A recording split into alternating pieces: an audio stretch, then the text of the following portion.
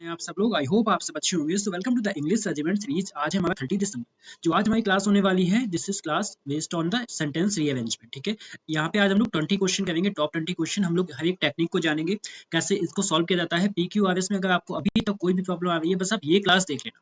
ठीक है, यहाँ पे हम लोग कैसे इसको टैकल करते हैं, स्ट्रेटेजी क्या होती है, टेक्निक क्या होती है, हम हर एक चीज को जानेंगे। और यहाँ से FCAT में आपका एक क्वेश्चन आता ही है। मतलब हमने बोला था ना, हर एक छोटी छोटी क्लास में एक मार्क्स आप लेके जाओगे। अभी हमारे पास 30 डेज है, मतलब आपके यहाँ पे हमारा टारगेट है 80+। जो लोग है ना, प्लीज आप लोग बस रेगुलरिटी बनाए रखना। आप लोग मुझे बस सपोर्ट करते हैं ना, अपना फीडबैक दे दिया करो। अगर आपको क्लास अच्छी लग रही है, आपके लिए ही है ये जो स्लाइड है, दिस काइंड ऑफ स्लाइड है, टोटली फ्री है। This is a mission, you know, this is a initiative जो मैं ले रहा हूँ। आप लोग बिल्कुल कंटेंट से कोई कंप्रोमाइज नहीं होगा। जैसा एग्जाम में आता है वैसा ही पढ़ा जाएगा।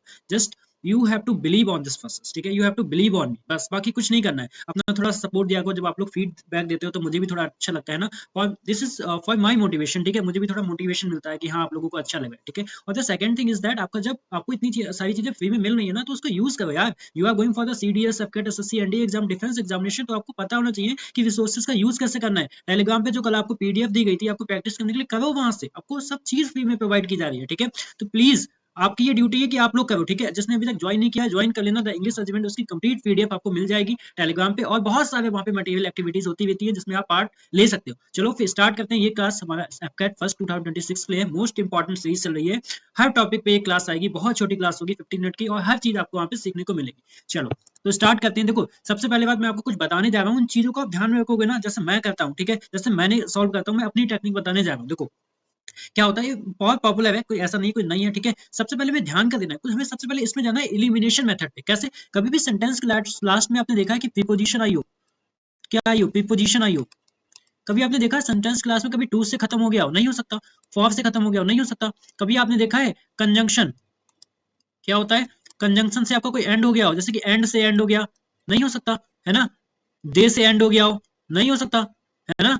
तो ये चीज को आप याद रखोगे। ठीक है, कुछ ऐसे वर्ड होते हैं, कभी आपने देखा है कभी भी कोई सेंटेंस आर्टिकल से खत्म हो गया हो, जैसे एंड हो गया हो, ए से एंड हो सकता है, दा से एंड हो सकता है ना, एन से एंड हो सकता है? नहीं हो सकता। कुछ ऐसे वर्ड होते हैं लाइक दीज, है ना, दोज, ये प्रोनाउंस होते हैं, किसी के लिए आते हैं। ठीक है, जैसे कि दैट हो गया, है ना। जैसे कि क्या हो गया, दे प्रोनाउन होता है, किसी नाउन को रिप्लेस करते हुए आएगी, है ना।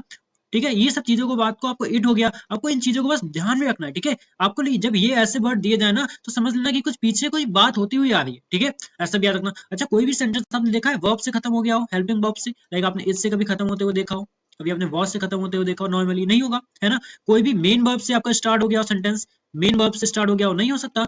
हेल्पिंग वर्ब से स्टार्ट हो सकता है, लेकिन तब वहां पे क्या होगा, क्वेश्चन मार्क दिया गया होगा। भाई पूरी ग्रामर है, अगर इन पॉइंट को आप नोट डाउन करते हो ना, इन पॉइंट को, तो आपका इसमें कभी भी कोई गलती नहीं होगी। और प्लीज, अगर आपको अभी तक PQRS में कोई दिक्कत है, आपसे नहीं बन रही, इस क्लास के बाद देख लेना। बस 10 क्वेश्चन हम लोग करेंगे, 10 मैं आपको प्रैक्टिस के लिए दूंगा टेलीग्राम पे, बस।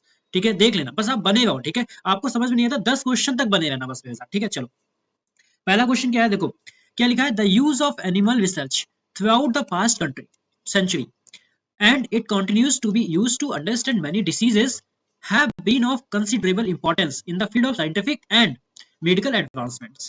ठीक है, यहां तक हो गया। यहाँ पे एक ऑप्शन छूटा हुआ है, सी। ठीक है, चलो इसका क्या राइट ऑप्शन, इसका क्या होगा? देखो हम लोग यहाँ से कहाँ से, एंड से स्टार्ट करेंगे? नहीं, सी से है भी नहीं।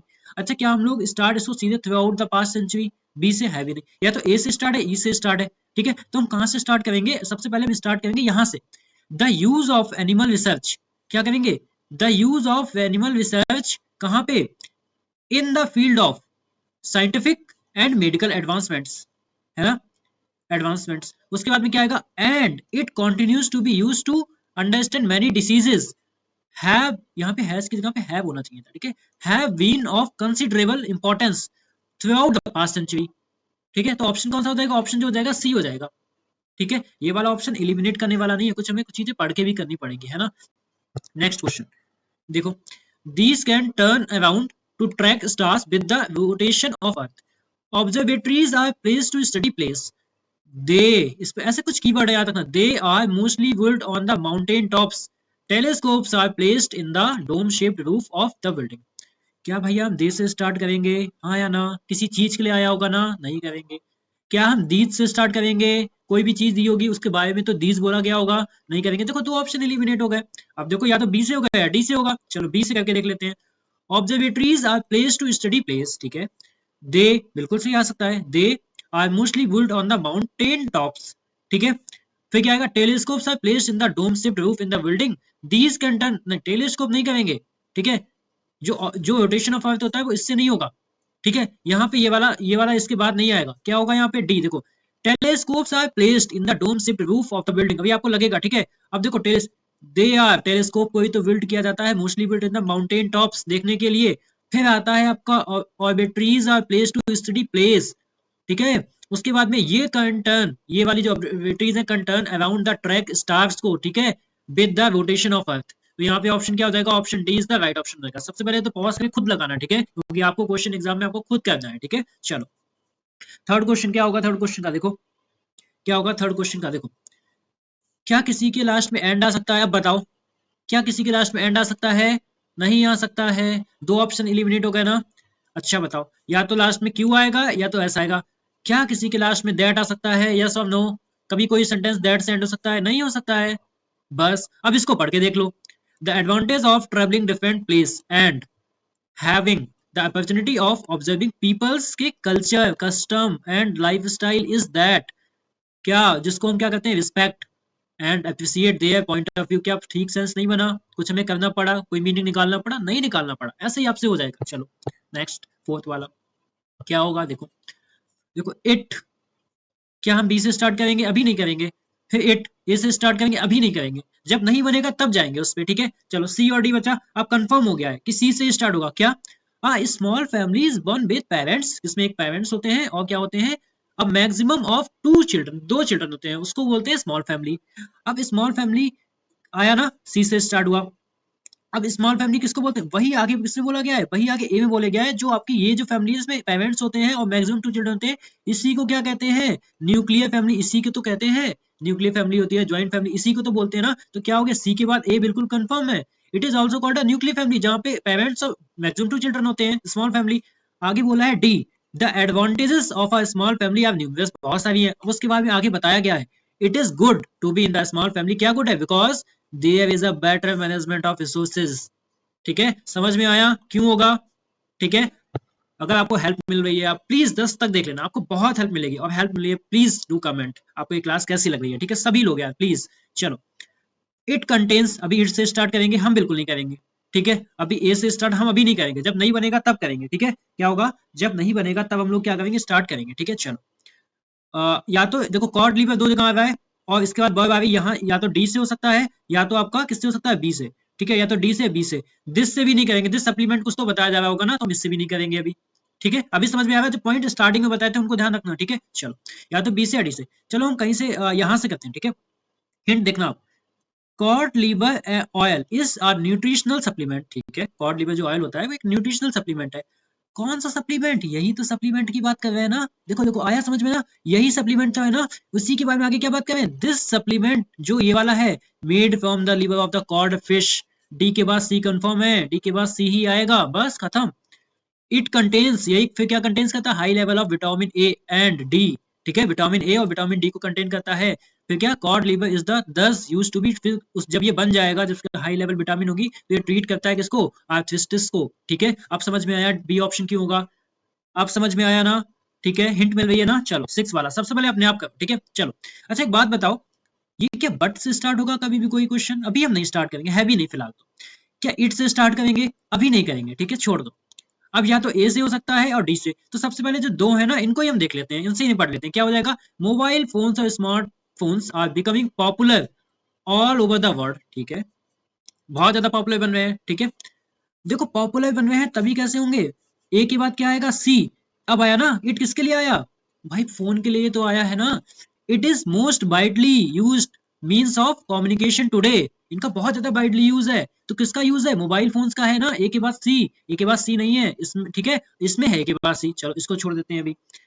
उसके बाद में क्या आएगा, D, today it is very affordable, आजकल ये बहुत ज्यादा अफोर्डेबल हो गए, एंड अवेलेबल टू एवरीवन, सबके लिए अवेलेबल है। अब देखो यहाँ तक बात सीधी सीधी कही गई है, बट किसके लिए आता है, कॉन्टेस्ट करने के लिए, but at the same time भी बहुत ज्यादा अफोर्डेबल है, अवेलेबल है, लेकिन उसी समय पे इट ऑल्सो हार्म्स अस इस मैनी वेज, बहुत सारे वेज में हमको हार्म भी करते हैं, तो बिल्कुल सही नहीं बना क्या, A C D V, option B is the right option, आया समझ में। चलो 7th पूरा क्लियर हो जाएगा, ठीक है, आपको जो कॉन्सेप्ट है वो एकदम क्लियर हो जाएगा, ठीक है। चलो क्या लिखा हुआ है देखो, इस टाइप से भी आ जाते हैं, ये तो बहुत सिंपल है यार, इसको खुद करो। William Shakespeare in his lifetime the great English dramatist wrote 35 plays and several poems. इसमें कोई दिक्कत नहीं होगी, है ना। अब देखो कोई भी चीज आपका ये आर से स्टार्ट होगा, डायरेक्टली मेन वर्ब से स्टार्ट होगा, बोला था नहीं होगा, बस नहीं होगा। क्यू से स्टार्ट हो सकता है और पी से, जो सबसे पहले दो हैं इस पे जाएंगे, ठीक है। क्या हो जाएगा? The great English dramatist. कौन? कौन? William Shakespeare in his life time, ठीक है। उन्होंने, अब फिर उन्होंने क्या लिखा? रोट, ठीक है। क्या लिखा? 35 प्लेस एंड सेवरल पोएम्स। बस क्या हो जाएगा यहाँ पे? क्यू, क्यू के बाद P R S. Option D is the right option, कोई दिक्कत नहीं। चलो 8 क्या होगा? द जर्नलिस्ट सॉ, ऐसे भी आ जाते हैं, ठीक है। आपका कंटेंट से यहाँ पे कोई कंप्रोमाइज नहीं होगा, ऐसे भी आते हैं, ठीक है। कुछ उसमें प्रीवियस ईयर क्वेश्चन भी है, ठीक है। कुछ टफ भी है, कुछ इजी भी है। तो बस इस चैनल पे क्या है ना, जो भी चीज आपको मिलेगी ना, बिल्कुल एकदम रियल मिलेगी, ठीक है। रियल और ऑथेंटिक, आपसे कंटेंट से आपका कोई कंप्रोमाइज नहीं किया जाएगा, ठीक है। बहुत बहुत ईजी वे में पढ़ाया जा रहा है, बहुत ईजी वे, जैसे मैंने पढ़ा हुआ है खुद के लिए, ठीक है। नॉट एज अ टीचर पढ़ा रहा हूँ, जैसे मैंने क्लियर किया एग्जाम, जैसे मैं जो ट्रिक्स मैंने सीखी हैं, बस मैं आपको यहाँ पे इंप्लीमेंट करके बता रहा हूँ, ठीक है। तो उस तरीके से आप इजिली अपने एग्जाम को क्रैक कर सकते हो, ठीक है। चलो, द जर्नलिस्ट सॉ क्या? Countless number of the dead driving across in the field of battle. ये तो सिंपल है यार, देखो क्यू से स्टार्ट है भी नहीं, एस से क्या स्टार्ट होगा? ड्राइविंग, सीधे अक्रॉस था, नहीं होगा। पी से स्टार्ट होगा, जर्नलिस्ट ने क्या देखा? सॉ, क्या देखा? Countless number of dead driving, ठीक है, अक्रॉस द बैटल। ये तो सीधे सीधे क्या हो जाएगा? पी क्यू आर एस हो जाएगा, इसमें कोई दिक्कत ही नहीं होगी अपने को, ठीक है। चलो अब देखो यहाँ पे कैसे कैसे हम हटाएंगे, सुनो सुनो। क्या आप किसी भी चीज को हु से स्टार्ट कर सकते हो? किसी के लिए रिलेटिव प्रोनाउन, किसी के लिए तो आएगा ना हु से, पी वाले दो कैंसिल, कैंसिल होगा ना, कोई दिक्कत हुई इसमें? नहीं हुई। अब देखो फिक्स हो गया कि एस से ही स्टार्ट होगा। क्या होगा? She who has been in trouble, वो जो ट्रबल में है, ठीक है। वुड नो द ट्रबल, जानेगी ट्रबल, जो ट्रबल में है भाई तो ट्रबल को जानेगा, मतलब इसके बाद आर नहीं है, यहीं पे हो गया। क्या होगा? ट्रबल को कैसे जानेगी? Better than the one who has been troubling, ठीक है। जो क्या है, उससे अच्छा जानेगी जो ट्रबलिंग कर रहा है, ठीक है, मतलब जो परेशानी में है, ठीक है। तो क्या होगा? सिंपल सा है इसका वाला, तो सी हो जाएगा, नॉर्मल सा, ठीक है। चलो 10th क्या होगा यहाँ पे? देखो देखो कैसे एलिमिनेट करना है, जो मैंने पॉइंट बताया उस पर ध्यान देना। क्या दा से आपका एंड हो सकता है?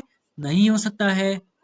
क्या आपका सीधे लिंक टू स्टार्ट हो सकता है? नहीं हो सकता है, पी से है भी नहीं, ठीक है। अच्छा, उसके बाद में आर डायरेक्टली एडवर्ब से कोई चीज एंड हो सकती है? पार्ट ऑफ स्पीच का गेम है भैया, पार्ट ऑफ स्पीच हम लोग पढ़ चुके हैं, ठीक है।